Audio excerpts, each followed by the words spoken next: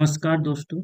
भारत संचार निगम limited BSNL की तरफ से डायरेक्ट रिक्रूटमेंट आई है, जिसका एडवर्टाइजमेंट नंबर यहाँ पे है और इसका जो डेट जो है 26 मई 2026 को ही रिलीज हुआ है।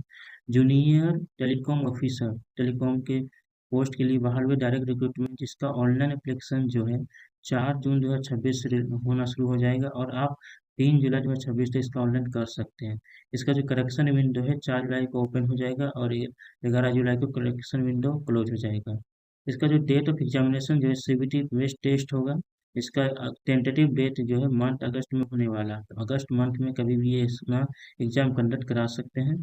इसमें जो टोटल 100 पोस्ट के लिए बहाली आई है, direct recruitment of junior telecom officer, जिनमें से 21 सर्कल है यहाँ पे जैसे A N A P Assam, Kolkata, Chennai, Gujarat, Haryana, इस तरह के टोटल 21 सर्कल है। इन्हीं 21 सर्कल में 100 सीटों को डिवाइड किया गया है कैटेगरी वाइज। यहाँ पे आप एक बार देख लीजिए, यहाँ पे एससी में टोटल जो है 12 सीटें हैं और एसटी में 6 सीटें हैं, ओबीसी एनसीएल में 10 सीटें हैं, ईडब्ल्यूएस में 11 सीटें हैं और ईयूआर में 61 सीटें, टोटल 100 सीटें हैं। इस तरह का क्राइटेरिया दिया गया और यहाँ पे सर्कल वाइज भी डिवाइड किया गया है। ठीक है, आप अपने किस सर्कल में जाना चाहते हैं उस सर्कल को अपने प्रेफरेंस, यहाँ पे आपको प्रेफरेंस का भी ऑप्शन दिया गया है कि यहाँ पे आप 1 से लेकर 21 तक पूरा प्रेफरेंस कर सकते हैं।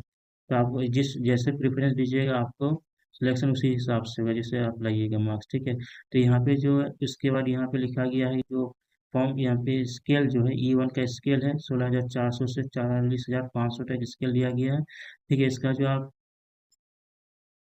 एलिजिबिलिटी क्राइटेरिया जो है यहाँ पे लिखा गया है कि इंडियन होना चाहिए। ठीक है, उसके बाद यहाँ पे एलिजिबिलिटी क्राइटेरिया एनेजर 1 में दिया गया, तो हम देख लेते हैं कि एलिजिबिलिटी क्राइटेरिया क्या है। तो यहाँ पे आप देख सकते हैं, यहाँ पे एलिजिबिलिटी क्राइटेरिया दिया है BTech, bachelor of engineering degree या इक्विवेलेंट फ्रॉम सेंट्रल गवर्नमेंट या स्टेट गवर्नमेंट के किसी भी इंस्टीट्यूट से मान्यता प्राप्त से आपका बीटेक होना अनिवार्य है। किस किस ब्रांच में? टेलीकम्युनिकेशन में, इलेक्ट्रॉनिक्स में, या फिर रेडियो में, या फिर कंप्यूटर में, या फिर इलेक्ट्रिकल में, या फिर इंफॉर्मेशन टेक्नोलॉजी में, या फिर इंस्ट्रूमेशन में।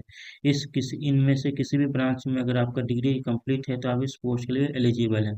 लेकिन इसके अलावा भी लिखा गया कि एमएससी इलेक्ट्रॉनिक्स या फिर एमएससी कंप्यूटर साइंस में भी जो पास आउट हैं वो इस फॉर्म के लिए एलिजिबल माने जाएंगे, वो भी इस फॉर्म को फिलअप कर सकते हैं।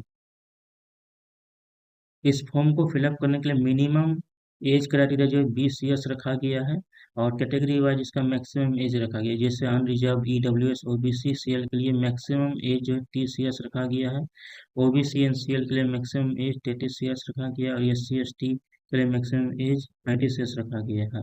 इनमें से आप अगर फुलफिल हो जाते हैं तो आप इस फॉर्म को एलिजिबल फॉर्म फिलअप कर सकते हैं, जो कि 4 जून से अप्लाई होने वाला है। इसका हम लोग देखते हैं कि इसका सिलेक्शन प्रोसेस क्या क्या रहने वाला है। तो इसका सिलेक्शन प्रोसेस जो है मल्टीपल कंप्यूटर बेस्ड टेस्ट होने वाला है, जिसमें से आपको 3 सेक्शन रहेंगे। पहला सेक्शन आपको रहेगा इंजीनियरिंग सेक्शन 1, दूसरा रहेगा इंजीनियरिंग सेक्शन 2 और तीसरा रहेगा जनरल एबिलिटी टेस्ट सेक्शन 3। इन तीनों सेक्शन जो है computer based multiple choice objective रहेंगे।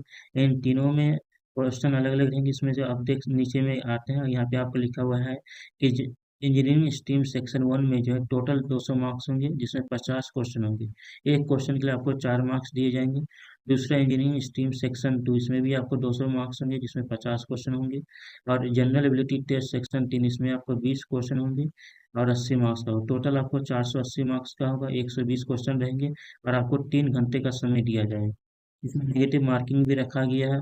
आपको प्रत्येक सही होने पर आपको 4 मार्क्स दिए जाएंगे और गलत होने पर आपको 1 मार्क्स डिडक्ट कर लिए जाएंगे। तो इसमें से आपको पास होने का एक क्राइटेरिया रखा गया, मिनिमम क्वालिफाइंग मार्क्स जो है, मिनिमम क्वालिफाइंग मार्क्स जो है 40% ईच सेक्शन, यानी कि जिसमें जो प्रत्येक सेक्शन दिया गया है, इंजीनियरिंग सेक्शन 1, इंजीनियरिंग सेक्शन 2 या फिर जनरल एबिलिटी सेक्शन 3, इन तीनों में आपको 40% लाना अनिवार्य, एक एक करके।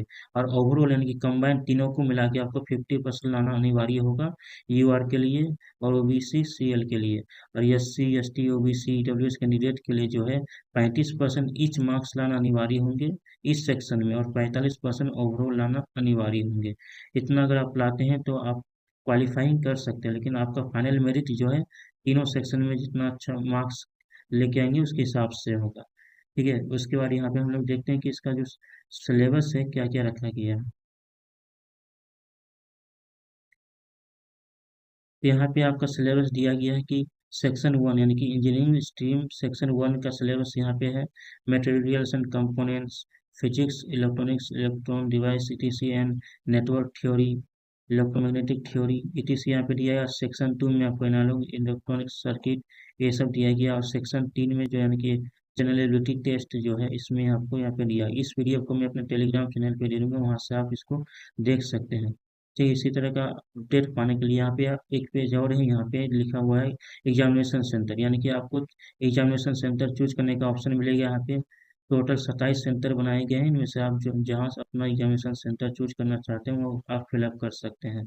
ठीक इसी तरह का अपडेट पाने के लिए मेरे चैनल को सब्सक्राइब कीजिए, लाइक कीजिए, शेयर कीजिए।